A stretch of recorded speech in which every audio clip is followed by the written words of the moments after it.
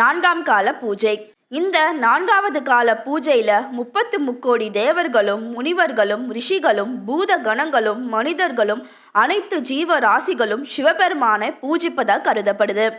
குங்குமப்பூ சாற்றி கரும்பு சாறு மற்றும் பால் அபிஷேகம் செஞ்சு நந்தியாவட்ட பூக்களால் அலங்காரம் செஞ்சு அர்ச்சனை செய்து அதர்வன வேத பாராயணத்தோட சுத்த அன்னம், அதாவது வெறும் வெள்ளை சாதத்தை நிவேதனமாக படைச்சு தூப தீப ஆராதனைகளோட சிறப்பு அபிஷேகம் பூஜைகள் நிறைவு பெறும்.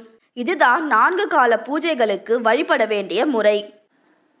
இதுதான் முறையா 4 கால பூஜைகளுக்கும் சிவலிங்கம் வச்சு வழிபடுறவங்க செய்ய வேண்டிய பூஜை.